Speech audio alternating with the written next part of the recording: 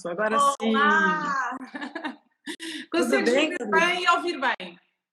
Sim, te escuto bem. Posso colocar um fone também, mas eu estou te escutando bem. E você me escuta bem? Também. Está ótimo, Ótimo, está ótimo. ótimo. Ana, muito obrigada por teres aceito este meu convite. Estou mesmo muito feliz por este momento estar a acontecer aqui entre nós.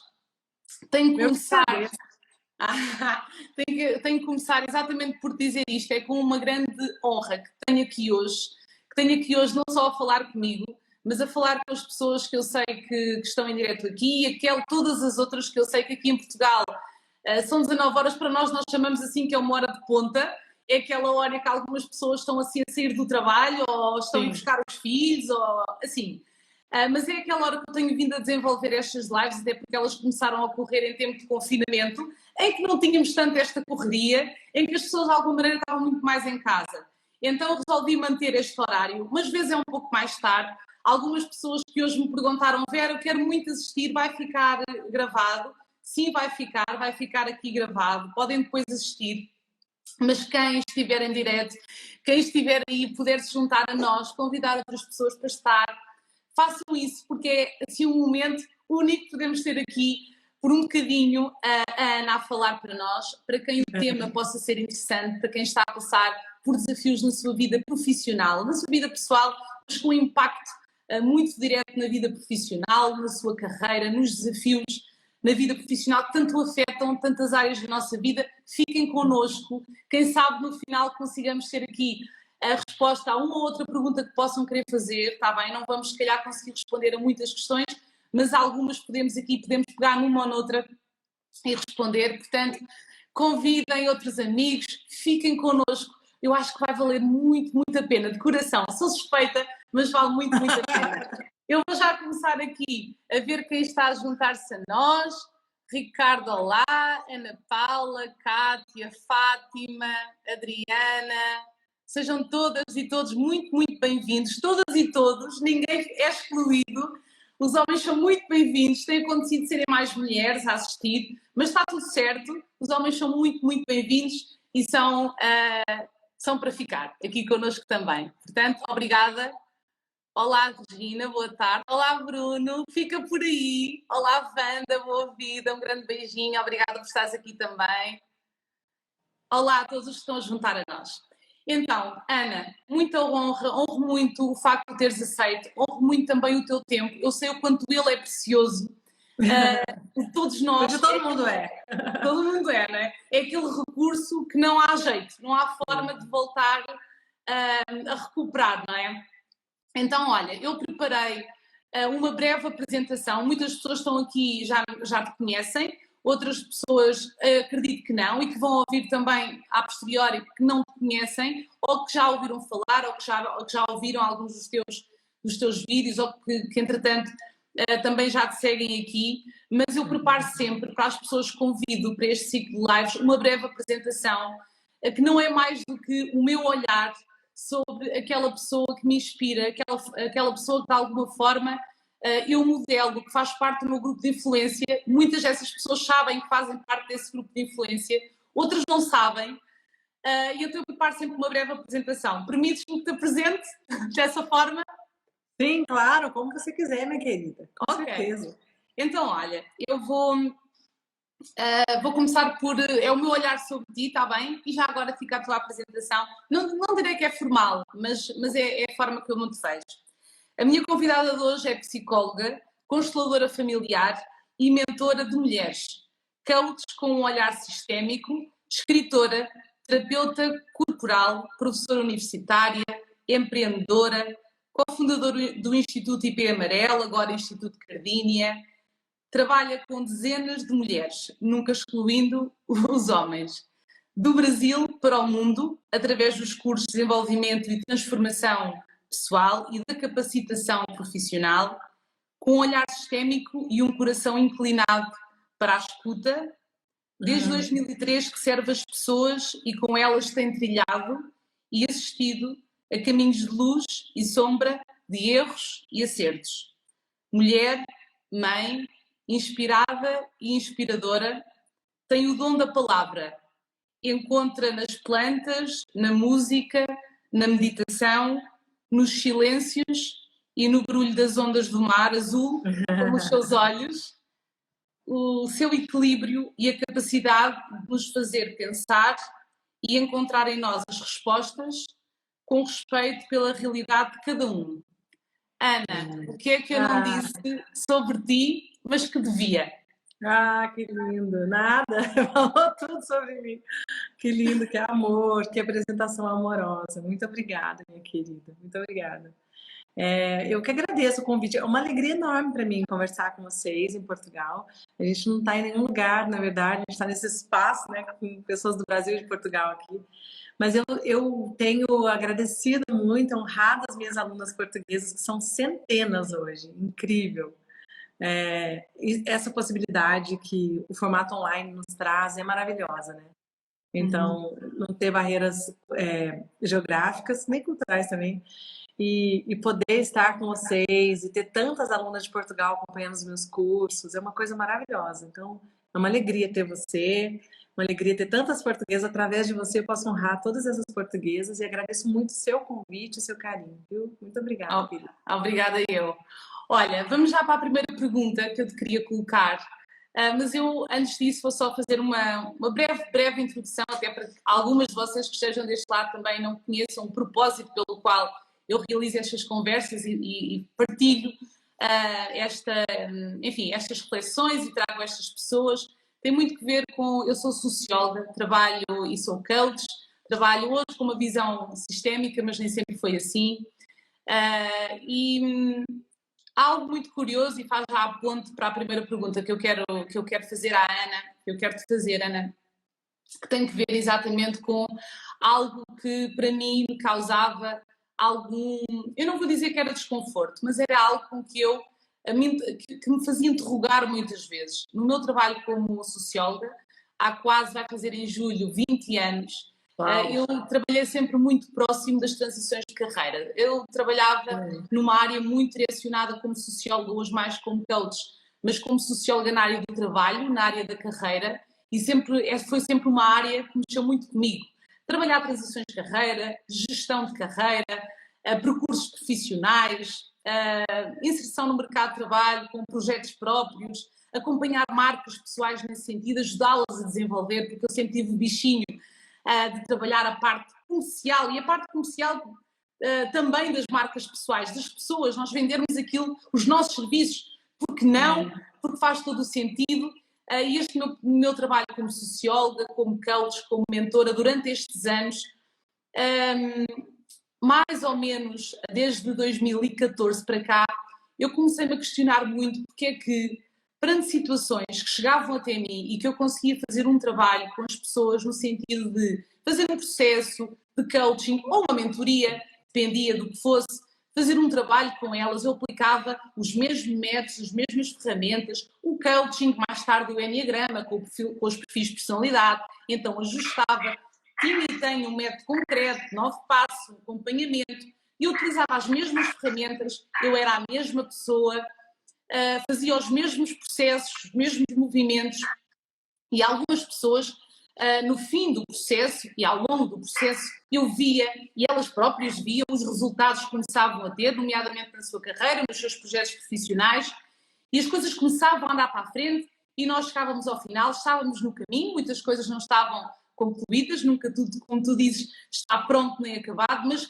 existiam resultados concretos, e as pessoas estavam no caminho e seguiam adiante, e mais tarde vinham outra vez ter comigo, mas por outra situação qualquer, enfim, e continuavam o seu caminho, estavam liberadas para seguir adiante. E algumas outras, perante situações muito similares, transição de carreira, nomeadamente, situações de desemprego, ou então situações em que há muito queriam lançar algo seu e passavam-se anos e isso tornava-se uma frustração, muitos casos a esse nível. Perante situações muito similares, outras pessoas, eu utilizando as mesmas técnicas, utilizando o mesmo processo, eu própria, com a mesma postura, parecia que as coisas não andavam. Elas até andavam um bocadinho, existiam passos que eram dados, as pessoas tinham muita vontade, ganhavam consciência, ganhavam clareza. Não se podia dizer que elas não tivessem consciência, que não tivessem clareza, Mas a verdade é que chegava ali um determinado momento e parecia que elas boicotavam. Eu dizia, parece que as pessoas bloqueiam-se elas próprias, boicotavam o processo, começavam a recuar, a dar passos para trás, a preferir escolher, não escolher, ficar no mesmo sítio. Às tantas era como que tudo aquilo que elas, quando chegaram até mim, diziam que era mau, de repente não era assim tão mau. Era preferível ficar naquele ponto. E eu questionava-me, o que é que faz com que umas pessoas consigam seguir de uma maneira e outras de outra? Bom, isto era algo que ficava sempre na minha cabeça. E então haviam várias respostas que eu me dava a mim própria. O ano passado, em plena pandemia, em março do ano passado, eu, como tantas outras pessoas, fomos atirados para um caos, enfim, em casa, onde de repente somos mães, mulheres, ou pais, esposos, esposas, profissionais, por conta de outra e por conta própria, tudo a trabalhar, ou numa situação de desemprego, tudo no mesmo sítio, tudo na mesma casa, tudo novo e o caos está instalado. Umas pessoas agem de uma forma, a esse caos, outras de outra. Nessa altura, eu comecei a pensar mais sobre os resultados, como é que eu podia aproveitar para melhorar, para aumentar, para expandir também a minha mente, para eu conseguir ver se calhar coisas que eu não estava a ver. E muito em mim, para conseguir passar também a quem eu ajudo, a quem eu me prontifico a ajudar e a servir. E nessa altura apareces-me tu, aparece a Ana, com uma visão, a falar-me de uma visão sistémica, de um olhar sistémico. E eu conheci-te através das redes sociais, nomeadamente através do Instagram, que é assim a plataforma que eu mais uso. E comecei a assistir a muita coisa, tudo o que tu fazias, eu procurava estar lá sempre, e se não visse em direto, depois via a repetição, enfim. E a minha pergunta começa exatamente por aí. Eu tenho aqui apontado para não me esquecer, que é, Ana, para quem nunca ouviu falar de olhar sistémico, de pensamento sistémico, de constelações familiares, e para quem já ouviu falar, vai ouvir de novo, mas para quem nunca ouviu, que é o que mais me perguntam, como é que esse olhar, esse pensamento sistémico, no trabalho, através do trabalho das constelações, como é que de alguma forma ele se transforma numa ferramenta terapêutica tão importante e que pode mesmo transformar a vida das pessoas e, nomeadamente, ajudá-las nos seus desafios profissionais? Essa é uma pergunta muito boa, Vera. Vamos começar, então, explicar o que representa esse olhar, né? Eu acho que o olhar sistêmico, que vem através das constelações familiares, na verdade, é anterior a ele, se manifesta nas constelações como uma ferramenta terapêutica, mas é maior do que elas, do que a própria ferramenta, né? Eu penso que é um segundo grande passo terapêutico para a gente ajudar as pessoas, para lidar com os comportamentos humanos. O primeiro grande passo foi a grande revolução na história do conhecimento no Ocidente, que foi quando Freud falou que que os nossos comportamentos não eram todos liderados pela nossa vontade consciente e que a gente era movido por comportamentos inconscientes. Ele foi apedrejado, foi muito questionado, levou muito tempo para a humanidade verdadeiramente assimilar. Hoje é tão simples, né? A gente fala, isso é inconsciente. As pessoas falam até assim, no senso comum, né? Às vezes eu vejo alguém falando, não, sabe por quê, Ana? Porque eu quero ir no céu, porque eu tenho uma vontade inconsciente. Daí eu falo, se você tem essa vontade, não é inconsciente. Mas isso já foi assim, assimilado, né? Pelo senso comum. Então, a gente, através disso, de entender que o comportamento humano ele é movido, uma parte pela nossa consciência e vontade, mas a maior parte por uma dimensão inconsciente, a gente chegou ao modelo terapêutico tradicional das psicoterapias, onde uma pessoa escuta a outra, né, geralmente individual. A gente começou por esse modelo individual, que é um modelo clínico, até meio médico, assim, onde a gente passou a validar os sentimentos e as percepções do cliente, independente se aquilo aconteceu ou não. O psicólogo clínico tradicional, ele não sai do setting terapêutico para ir lá perguntar para a mãe do cliente, você de fato batia muito nela, ou você realmente não gostava dela quando ela era criança? a realidade concreta e objetiva, se é que existe uma, ela perde importância, e a gente começou, através da psicologia, a poder olhar para o universo interior das pessoas, validar a dor que as pessoas têm, os traumas que elas trazem, o olhar que elas têm para o mundo. E isso foi incrível, né? Isso foi incrível. E a partir do olhar sistêmico, a gente dá um passo a mais. A gente compreende que, ok, eu me sinto, então se você fosse terapeuta, eu poderia vir e falar, Vera, eu me sinto muito rejeitada pelo meu pai. Ok, a psicologia valida essa fala. Mas como é que você, num olhar sistêmico, pode me perguntar, mas como é que você, Ana, se porta diante do seu pai?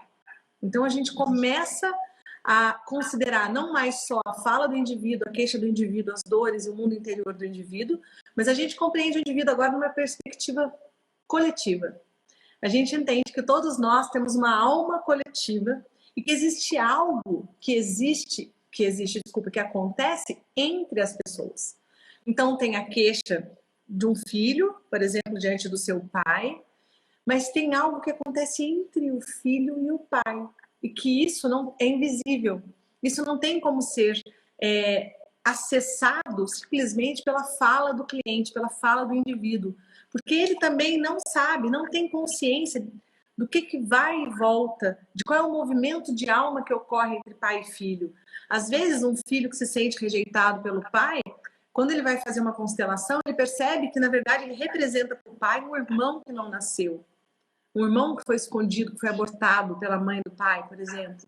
Ele representa uma outra pessoa. E ele não consegue acessar isso, nem conscientemente, através do seu próprio discurso e linguagem, numa sessão, por exemplo, e nem através das ferramentas que até hoje nós tínhamos, que eram ferramentas de acesso ao inconsciente, através da palavra, na psicanálise, através da imagem, na análise junguiana e outras tantas ferramentas de acesso ao inconsciente. Então, quando a gente traz a possibilidade de ter outras pessoas representando os membros da minha família e de perceber que existe uma interconexão entre essas pessoas e que a gente consegue acessar um campo de informação familiar, isso é um salto tremendo do ponto de vista das terapias, da ajuda às pessoas, do próprio autoconhecimento, porque as pessoas que estão lá naquele momento, independente do constelador, elas também acessam informações. Então, é uma ferramenta que traz muita autonomia e que é polêmica porque ela rasga com o modelo psi e qualquer um, aspas, né? Eu não estou falando qualquer um, vamos entender o que eu estou falando. Qualquer pessoa que se habilite, que faça uma boa formação, pode estar apta a trabalhar com as constelações familiares. Elas estão dentro do judiciário, no Brasil, fortemente, nas varas de família, na mediação de conflito, elas estão dentro das escolas, em N contextos profissionais, o que gera um certo desconforto também, porque não é um domínio dos psicólogos e psiquiatras, como a maior parte, não todas, das psicoterapias tradicionais, né? Exatamente.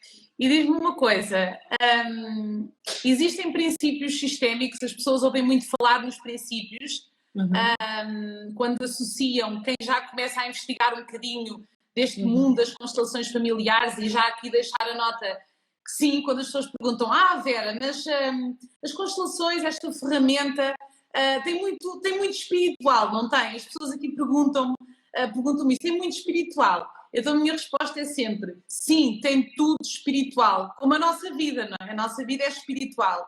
Agora, uma coisa é ter que ver com a espiritualidade, que no fundo todos nós temos que ver, viver é espiritualidade. E outra coisa é religioso, não tem nada a ver com religião.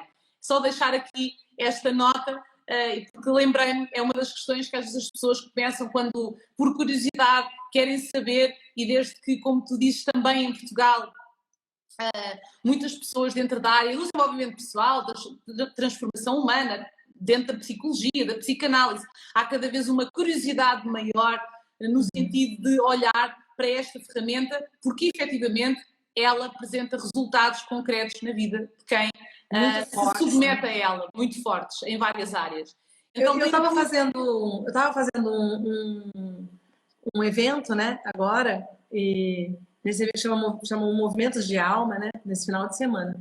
E aí eu falei algo sobre isso, que é assim, hoje com a física quântica é muito mais fácil a gente compreender o que é um campo familiar, o que é um inconsciente coletivo ou um inconsciente familiar.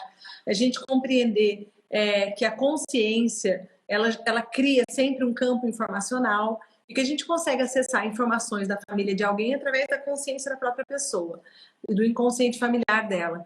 Daí eu falei assim, é engraçado, porque as pessoas acreditam que... eu falei, se eu dissesse para minha avó Dulciana, italiana, que já morreu há muito tempo, morreu com 90 e tantos anos, que meu pai era o 5º filho dela, né? E era um filho, como é que fala? Tardio, né? Uhum. Então, quando meu pai nasceu, minha avó já tinha mais de 40, então a diferença da minha avó para mim era enorme. Então, se eu dissesse para minha avó, a gente vai ter um aparelhinho que ele vai captar umas ondas e através dessas ondas ele vai trazer informação, imagem, som, né? Minha avó talvez não acreditasse.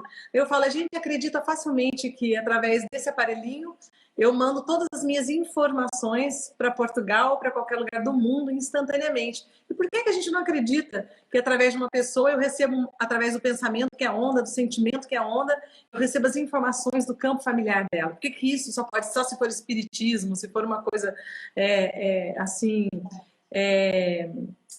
metafísica, né? Uhum. Então, é espiritual, porque tudo é espiritual. Quando a gente entra no campo de uma família, para mim não só é espiritual, como é sagrado.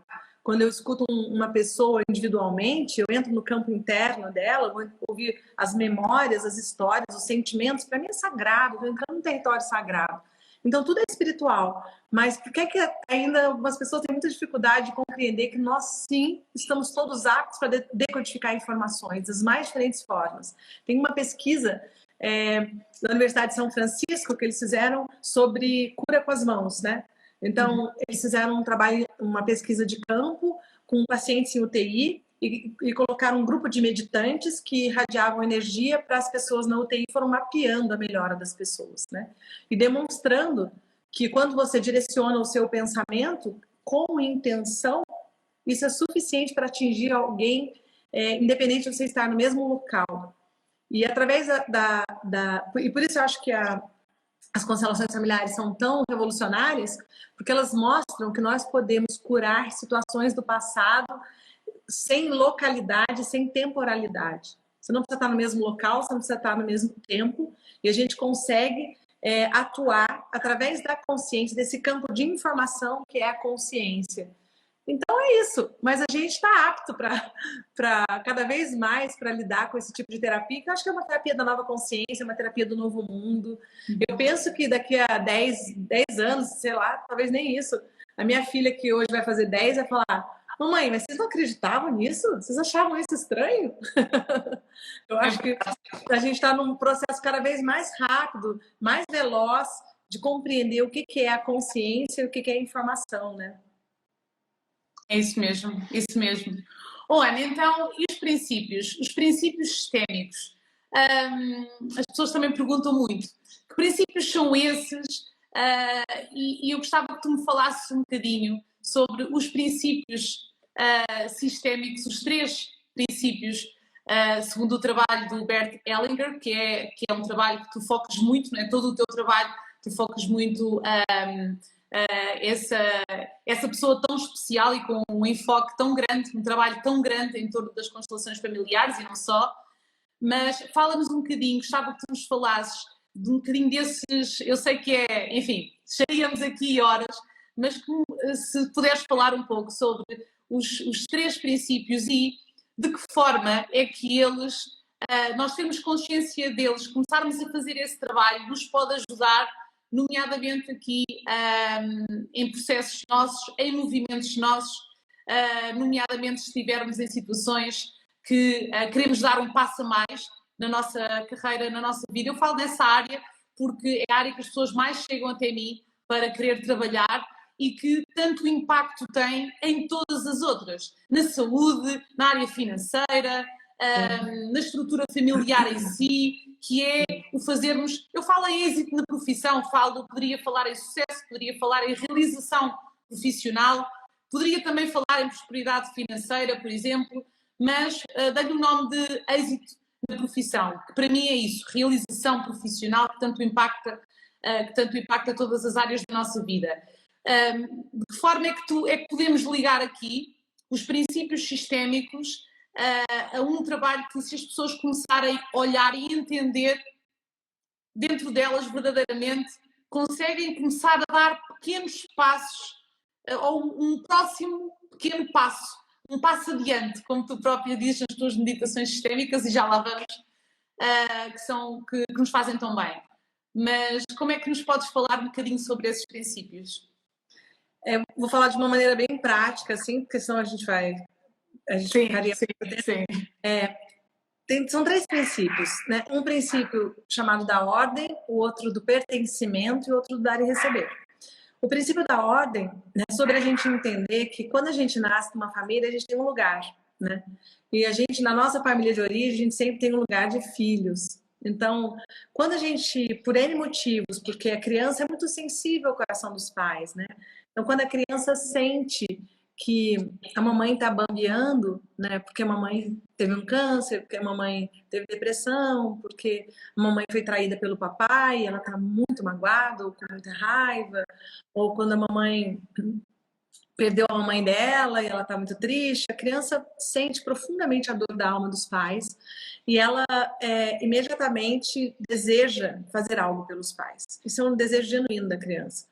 E muitas vezes também a mãe ou o pai, estou dando exemplo da mãe, mas isso também se aplica ao pai, está indisponível emocionalmente, porque está lidando com alguma dor, né? Ou uma doença, uma perda, uma separação, uma traição, uma depressão, não sei.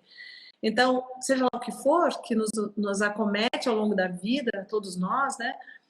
Essa mãe, ao lidar com essas questões, ela fica indisponível para os filhos. Então, às vezes, um dos filhos, uma menina, por exemplo, vai lá e resolve querer cuidar da mãe. Ela inverte o processo. Ao invés de receber o cuidado da mãe e ser cuidada, ela resolve ser mamãe da mamãe. Ela não tem essa consciência, não é agora, de novo, não é um desejo consciente, é uma decisão inconsciente, mas é a forma como ela encontra de se vincular àquela mãe que não a enxerga naquele momento, porque não dá conta de enxergá-la.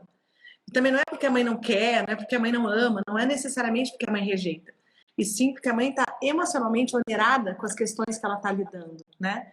Então, ela às vezes ela quer fazer algo pela mamãe que ela sente que está sofrendo. Então, ela passa a querer cuidar da mamãe, a se preocupar com a mamãe. E às vezes os adultos acham lindo, falam: olha que belezinha, ela está preocupada com a mamãe, olha nessa idade, ela já faz tudo isso para a mamãe. Mas é muito pesado quando isso se estabelece e isso se repete ao longo da vida, né? Então, sair do nosso lugar e assumir um lugar de mãe da mãe, de mãe do pai, ou de estar entre os pais, ou de mãe dos irmãos, enfim, qualquer outro lugar que não seja o nosso, a gente está infringindo esse princípio, que é o princípio da ordem. Isso nos torna, isso faz com que a gente pague uma conta alta, porque é muito pesado querer resolver a vida dos pais. E o problema é que isso acontece às vezes lá na infância, num movimento até de amor da criança, um desejo até de ser enxergada da criança, porém, aquela pessoa tende, ao longo da vida, a permanecer naquele lugar. Então, quando a gente está fora do nosso lugar, portanto, a gente está rompendo com esse primeiro princípio da ordem, geralmente a gente afeta outro princípio, que é o princípio do dar e receber. Porque os pais, naturalmente, o fluxo de amor vem dos pais para os filhos. Os pais são aqueles que dão e que cuidam, e os filhos recebem. Mas eu gosto sempre de falar que para que as crianças possam ser crianças, os pais precisam ser adultos. Nem sempre os pais são, nem sempre os pais dão conta de assumir esse lugar, de estarem disponíveis, né? Então, nem sempre é assim. E quando os pais não dão conta ou estão sofrendo, como eu falei, e a criança está fora do lugar dela, ela tem muita dificuldade de receber, porque ela deixa de estar no lugar da filha que recebe e ela passa para o lugar dos grandes, ela deixa de ser pequena e começa a ir para o lado dos grandes. No lugar dos pais, dos grandes, na verdade, ela doa, ela cuida, ela socorre, ela é salvadora, cuidadora. Então, a gente vê, na minha experiência, eu trabalho com homens e mulheres, mas na maior parte com mulheres, trabalho com famílias, com casais, mas muitas mulheres. Eu vejo uma amostragem gigantesca, assim, de mulheres que são grandes cuidadoras. Se você for ver na história dela, ela era uma grande cuidadora da mãe. Em algum momento, a mãe se fragilizou e ela assumiu esse lugar, ou o pai. E aí ela se torna na vida sempre uma cuidadora. E depois ela fala, Ana, eu não consigo receber, ai, eu tô exausta, e ninguém cuida de mim, ninguém me ajuda, ninguém me socorre, mas na verdade ela faz tudo por todos, né? Então isso é um desequilíbrio nesse outro princípio, que é o princípio do dar e receber. E que é o que a gente vai linkar com a questão do trabalho também, né? O outro princípio é o princípio de pertencimento. Pertencer é vital para nós, né? Todo mundo precisa pertencer o tempo todo. Então, você tem um grupo de amigos, você deseja pertencer. Se você está num grupo com uns amigos de infância e as pessoas fizerem uma festa, todos forem, você não for chamada, isso dói na alma, né? A gente se sente excluída. Então a gente precisa pertencer ao nosso grupo de amigos, à nossa família de origem, à família do marido ou da mulher, do companheiro ou da companheira. A gente precisa pertencer ao nosso grupo de trabalho, a todos os lugares onde nós estamos. Pertencer da ordem, digamos assim, de algo muito profundo dentro de nós, de ser amado. É através do pertencer que nós nos sentimos amados, reconhecidos, que nós nos sentimos valorizados, que nós temos uma confirmação, né, de quem nós somos, né? Então, é muito importante. Todos nós desejamos pertencer. E a internet é uma grande forma de pertencer, né? Por isso, ela é tão importante para todos nós, além de, claro, muitas outras coisas. Então, no olhar sistêmico das constelações familiares, a gente percebe que existe uma força que a gente chama de alma familiar, que trabalha pelo pertencimento. E que todos os membros de uma família têm direito de pertencer.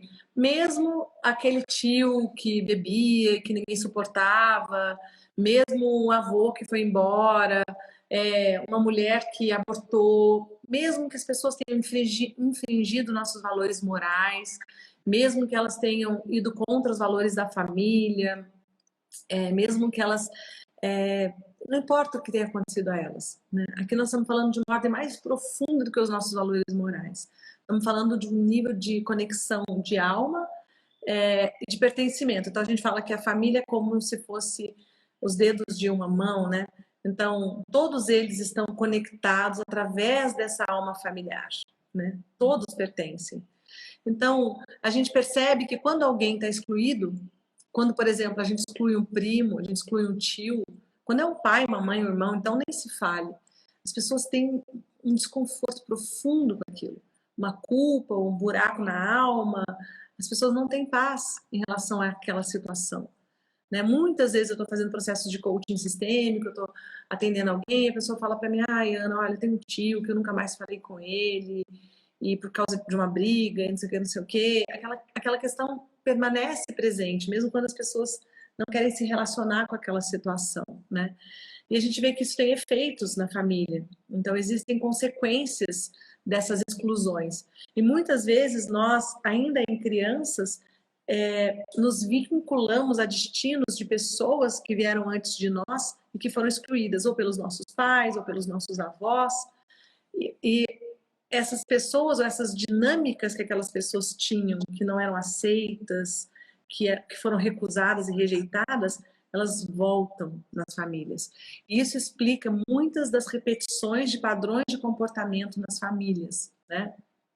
Então, nesse processo todo, é um grande aprendizado para todas nós fazermos um movimento de inclusão e de não julgamento. Acho que, acima de tudo, é um não julgamento. O processo de inclusão é um processo onde nós não nos colocamos acima de ninguém, né? Agora, a vinculação com a questão do trabalho, o trabalho está ligado a muitas coisas, né? Sim. O trabalho está ligado ao servir, primeiro, né? Eu gosto de pensar, através desse olhar sistêmico, que o servir está vinculado à mãe, mas não só, né? Porém, o primeiro ser humano que nos serve, oferecendo seu corpo, né, correndo risco de morte para nos dar a vida, é a mãe. Então, a mãe é uma grande servidora, mesmo que a criança seja separada dela no primeiro dia de vida. Só que a maioria das pessoas não foi separada das suas mães, graças a Deus, e recebeu muito mais delas, né? E foi amamentada, foi cuidada, foi acarinhada da forma como as mães puderam fazer. Então, as mães são grandes servidoras.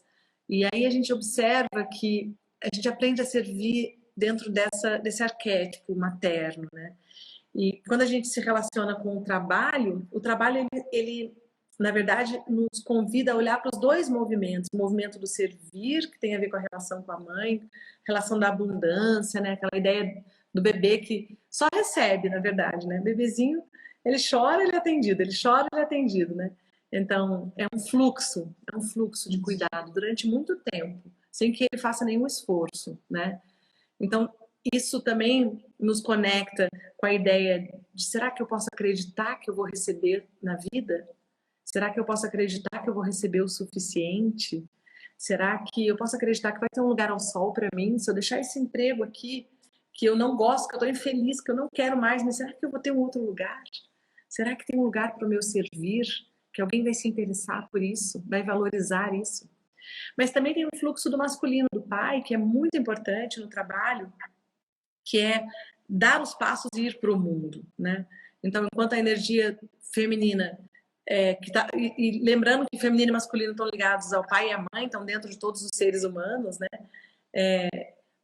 Mas se esse princípio feminino da mãe, nesse caso que a gente está falando, né? Ele nos leva mais para dentro, para a conexão com a mãe, para casa. O pai representa o mundo, representa a saída para o mundo, representa esse espaço que a gente precisa dar, essa confiança de ir, de se arriscar, né?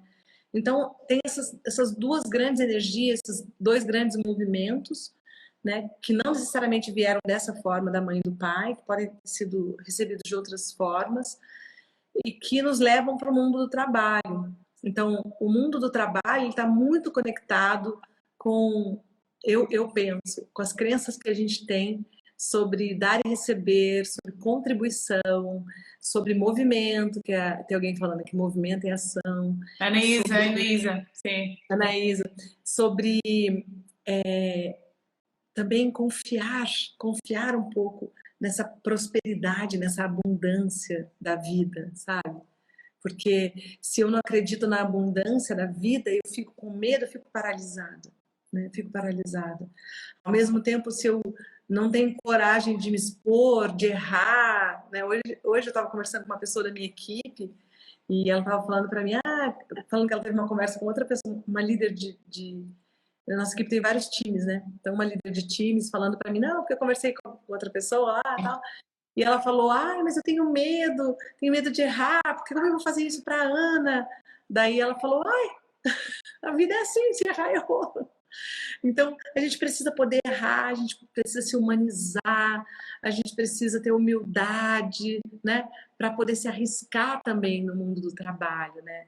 Então, tem essa força da ação, do movimento do pai, mas tem também uma pitada de autoria, de falar, essa é minha contribuição, esse é o meu jeito de ser, e eu vou errar, é certo que eu vou errar, né? Mas errar faz parte do processo, faz parte, né? Então, essa generosidade consigo mesmo, para que a gente possa dar esses passos, para que a gente não fique paralisada, para que a gente não se perca. As mulheres, por exemplo, eu vejo, Vera, como elas ficam presas num ideal de perfeição, que é uma loucura, porque vem para a gente através dessa ditadura da beleza, né? Que a gente tem que estar magra, tem que estar não sei de que jeito, tem que estar não sei o que, o cabelo, não sei o que, né? Começa logo com esta ideia. Começa logo com esta ideia de nós nos expormos. Até aqui para falarmos, agora que temos as redes, é muito medo. Há pessoas que me dizem, Vera, tu agora estás a fazer umas lives. Eu digo, mas eu o ano passado, por esta altura, eu utilizava o meu Instagram para colocar umas fotos minhas, do meu filho, da minha família, e umas frases inspiracionais, porque sempre gostei desta área. Eu não sabia trabalhar muito mais e ainda não... Enfim, é um processo. Mas há muito essa ditadura, como disse, essa autoexigência, essa pouca paciência, essa tendência a uma comparação. E muitas vezes estamos a comparar com quem já faz isto há muito tempo e já começou por errar muito.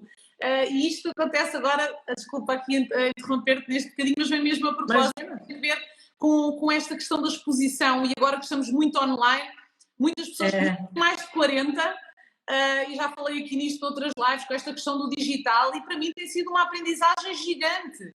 E pessoas que, eu também gostava de falar mais sobre, temos aqui algumas pessoas, estou a ver aqui a Anaísa, mas temos mais, temos a Wanda, temos várias pessoas aqui muito no digital, são pessoas que têm um servir enorme dentro das suas áreas, dentro daquilo que fazem, e que já dão os seus passos muito mais do que eu, quando comecei a vir aqui mais para o digital, e isto aconteceu em março, consciente que iria errar, queria se calhar dizer coisas que ia me esquecer, de coisas que eu queria dizer, e está tudo certo, e é mesmo assim, e não tem que ser perfeito, mas temos que fazer, temos que ousar dar o passo, e não tem que ser tudo perfeito, e não temos que ser todas da mesma forma que encaixar no perfil de beleza, seja ele qual for, e isto passa por um trabalho, obviamente, que temos que fazer, mas desculpa, interromper-te aqui neste bocadinho, estavas a falar exatamente desta autoexigência que as mulheres têm, nomeadamente as mulheres. Não só as mulheres, né? Eu estou falando das mulheres, mas os homens também têm. Eu estou falando que as mulheres são muito exigidas também, né? Pela cultura. E aí trazem isso para o mundo do trabalho, para tudo. Então, se ela vai cozinhar, tem que ser a comida perfeita, a casa dela... Eu não sei como é em Portugal isso. As brasileiras têm uma obsessão por limpeza e arrumação de casa. Então, se você chega na casa de uma brasileira e tem um sapato assim no canto da sala, fala, ai, me desculpa, minha casa tá um caos, tá uma bagunça. Mas aqui também é igual. É a nossa colonização, né? Não tem bagunça nenhuma, sabe? Então, assim, como se mesmo que a casa tivesse bagunçada, como se a casa falasse sobre ela, entende? Como se o fato da casa estar bagunçada fosse um demérito dela, fosse algum problema com ela, né? E não porque ela está ocupada, por exemplo, trabalhando, porque ela tem filhos pequenos, ou porque, sei lá, ela está cansada, ela não está afim de fazer aquilo. Então, assim, se a gente observar, é uma cultura de muita exigência e de muita falta. É todo mundo na falta o tempo todo, sabe? Então, aí fica difícil pensar em prosperidade, porque eu vejo que as pessoas querem os resultados, mas elas não querem pagar o preço. Então, outro dia eu estava falando sobre um trabalho terapêutico também, né? As pessoas vêm para os cursos terapêuticos, daí falam para mim, Ana, eu fiquei mexida.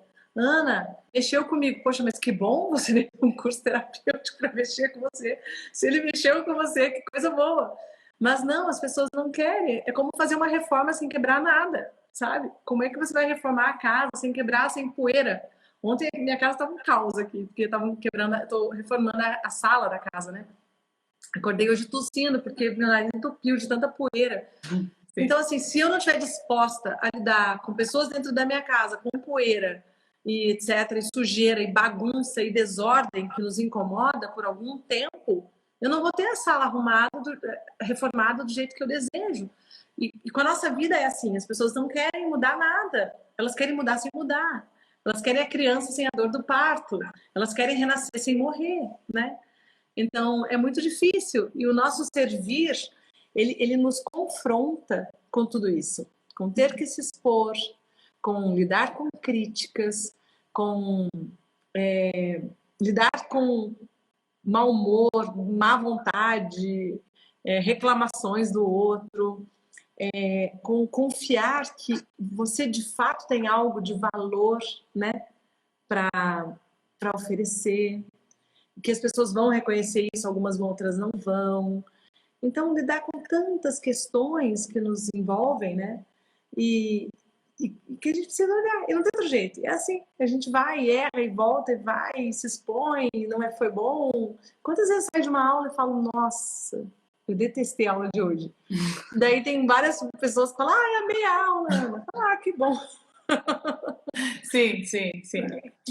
E há também uma tendência da comparação. Eu não sei como é que é aí, não é? No Brasil, e nas pessoas que tu também acompanhas e tens uma visão muito, muito ampla, porque não trabalhas só com pessoas dentro do Brasil, trabalhas com pessoas por todo o mundo, mas aqui em Portugal também há muito uma tendência da comparação.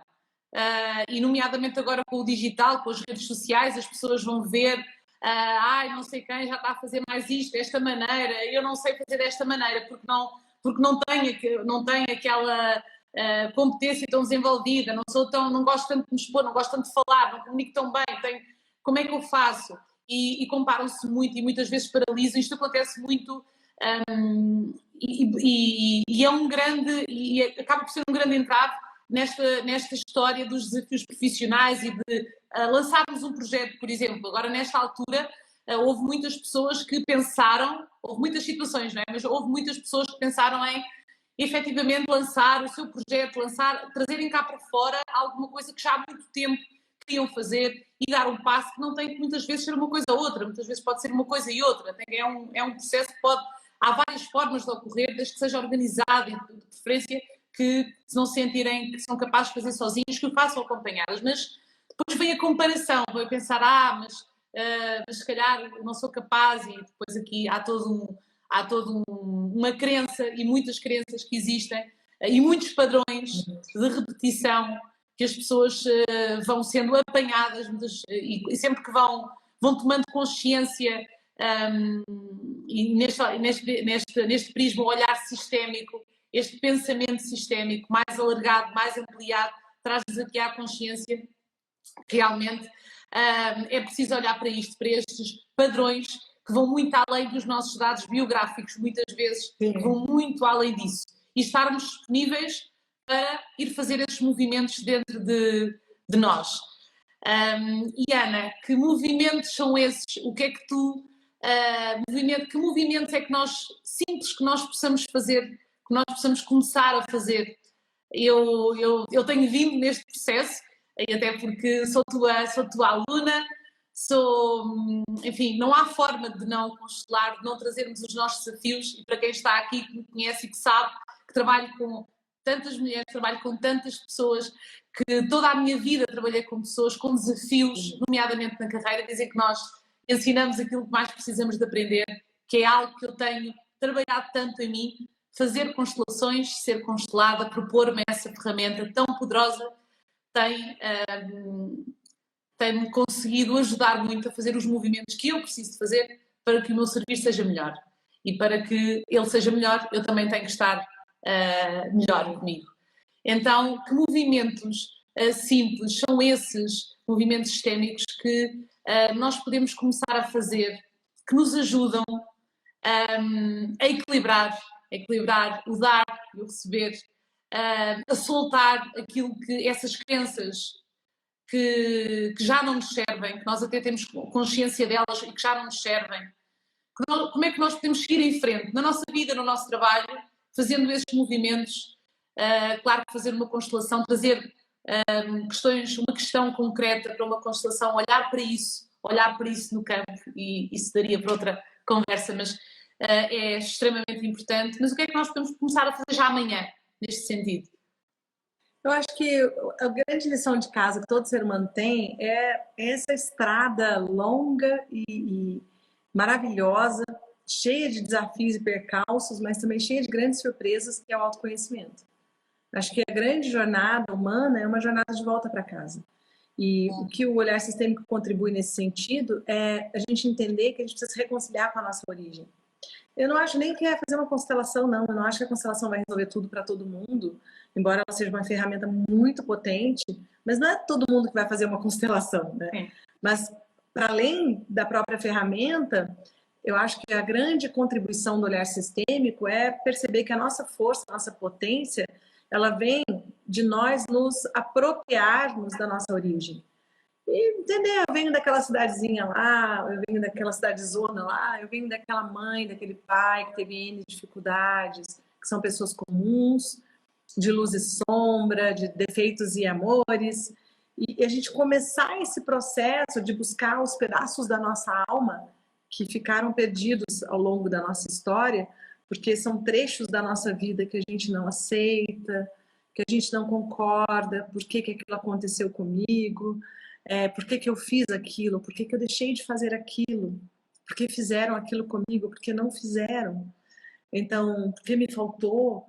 Então, à medida que a gente começa a olhar para tudo isso e a trazer de volta esses pedacinhos da nossa alma, eu acho que a gente vai entrando no espaço interior de mais força, de enraizamento, porque nós somos como as árvores, né?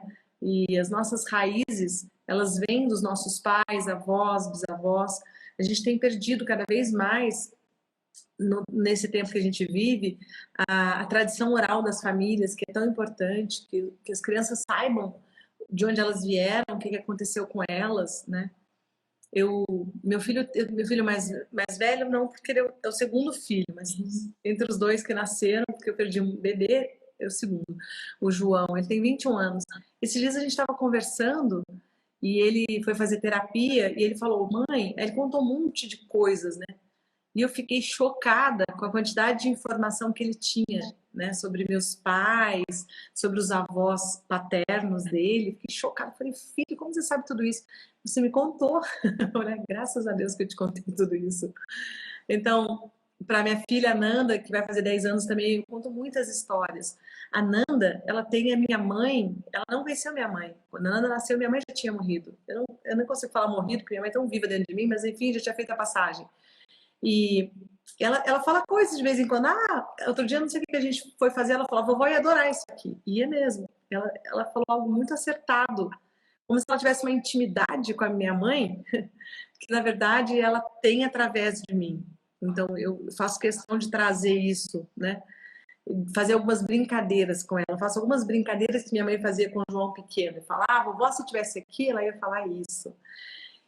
E trazer essas presenças que são tão importantes na nossa alma, no nosso coração, em quem nós somos, e compreender que por mais desenvolvimento tecnológico que a gente tenha, por mais expansão de consciência, por mais desenvolvimento científico que a gente tenha, é muita arrogância quando a gente olha para o passado, para os pais, para os avós, e acha que os saberes deles são todos saberes ultrapassados, infantis, mágicos, que eles eram tolos, que eles eram ignorantes, porque isso nos faz perder esse fluxo de continuidade. Isso nos deixa sozinhos, isso nos deixa avulsos na vida. Então, para mim, todo o processo de crescimento, de força, de empoderamento, que é uma palavra que é tão em voga, ele passa por aceitarmos os pedaços difíceis da nossa história, por aceitarmos as coisas que ocorreram, que nos feriram profundamente, as pessoas que nós também ferimos, porque as pessoas se ferem, isso faz parte da vida, e tomando a nossa história, e tendo clareza de quem nós somos, iguais e diferentes dos nossos pais, iguais e diferentes em relação aos nossos avós, e às vezes as gerações de mulheres da nossa família, né? E isso nos traz muita força. E a partir daí a gente vai tendo mais clareza de qual é a nossa essência. Então, para mim, seguir em frente, seguir adiante, é deixar com aqueles que vieram os problemas deles, não permanecer presa, vinculada a algo do passado porque eu não aceito, porque é um absurdo, né? Porque eu tô metida lá no meio da traição entre os pais, ou algo que aconteceu com o avô, sei lá, né? Quais são as situações de vida, são muitas, que fazem com que as pessoas fiquem presas no passado. Então, seguir adiante é soltar, permitir que aquilo que as histórias que são deles fiquem com eles, mas tomar essa força, tomar essa resiliência e olhar para o futuro, né? E colocar isso a serviço do mundo. Exatamente quem nós somos, do jeito que nós somos, com nossas deficiências, mas também com a nossa cara, com a nossa autoria, com o nosso jeito, com a nossa contribuição. Acho que, para mim, esse é o caminho mais importante na vida, que é um caminho simples, não tem glamour nenhum, né? É um caminho simples, é um caminho às vezes muito doloroso revisitar a nossa história. Para alguns ou em alguns momentos é muito doloroso, mas é um caminho que a gente precisa estar permanentemente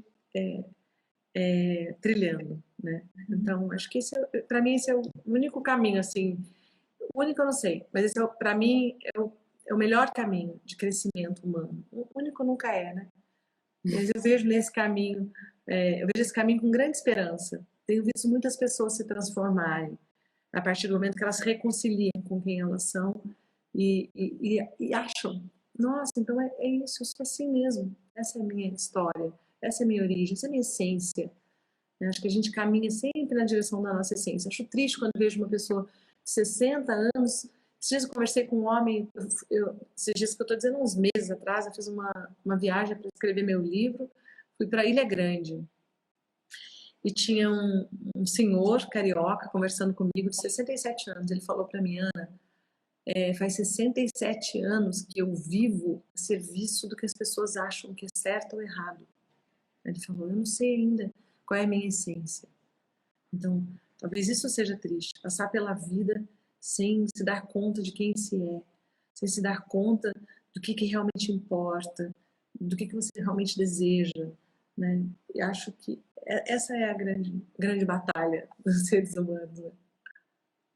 Olha, Ana, pronto, tu terminaste aqui de uma maneira, ou vamos caminhando para o final de uma maneira tão que diz tudo, que, enfim, vocês espero que tenham sentido da mesma maneira como eu as tuas palavras, Ana, e isto que parece só é tanto, pode fazer tanta diferença na nossa vida, em todas as áreas da nossa vida, não só no nosso trabalho, não só naquilo que queremos fazer, queremos servir, naquilo que queremos entregar, naquilo que queremos deixar, no legado, no propósito que temos, mas em todas as outras áreas. É tão bom poder ouvir-te e poder absorver todas as tuas palavras. Estava aqui a ler várias pessoas aqui a dizer minha professora maravilhosa, Ana, que mensagem linda, a Anaísa, que serenidade, a Ana grata, a Anaísa também faz muito trabalho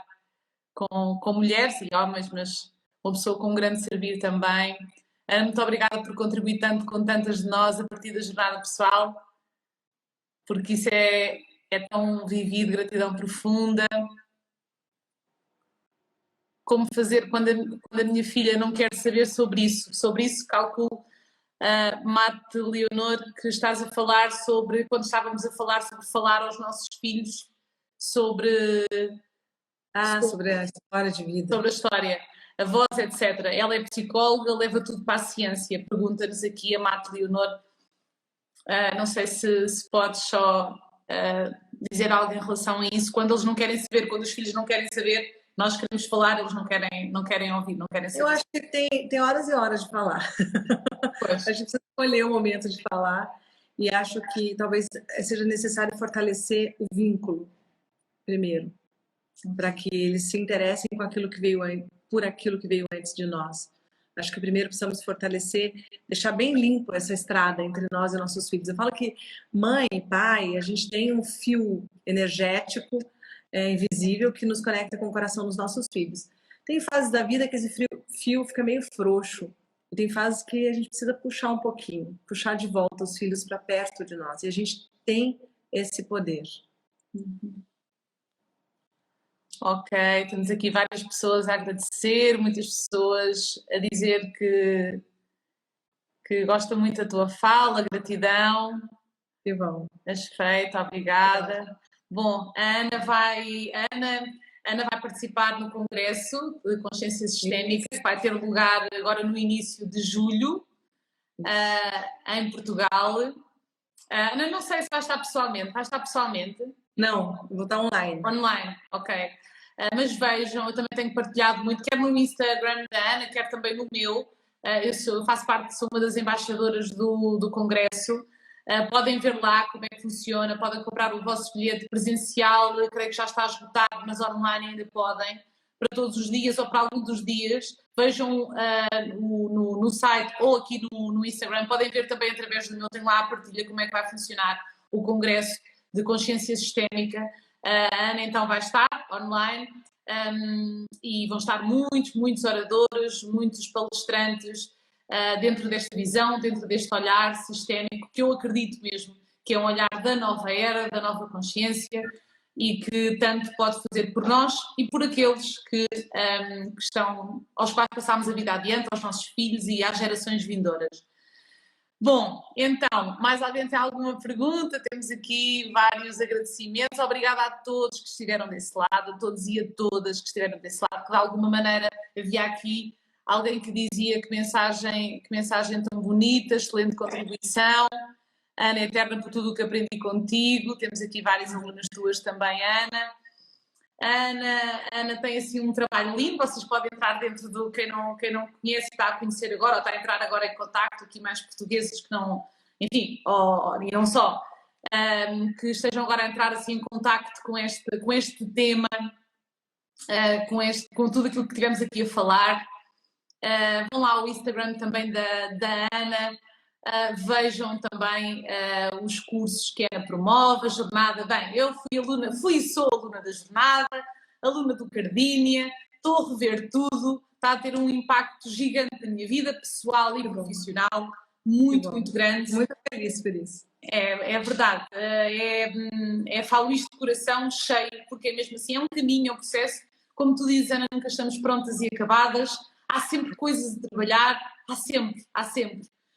Mas é não ficarmos presos nessa falta, irmos fazendo estes movimentos, irmos soltando aquilo que não nos pertence e deixando com quem pertence, irmos fazendo um caminho que não é numa posição de sermos melhores ou de podermos ser melhores, mas podemos fazer um pouco diferente e podermos de coração fazer algo que possa ter um contributo positivo para os outros, para o mundo e que nos faça sentir a nós e àqueles que amamos também melhor e deixarmos um impacto melhor no mundo, nos outros, na vida das outras pessoas. Isto não é clichê, não é modernismo, é mesmo um olhar que todos precisamos de ter e que fomos chamados agora com este recolhimento também para ter, que todos passamos, que foi esta pandemia que ainda estamos a atravessar, que ainda não ultrapassámos, nem no Brasil, nem nós aqui, mas que para uns serviu para olharmos e repensarmos muitas formas de viver, de ser, de estar, e para outros que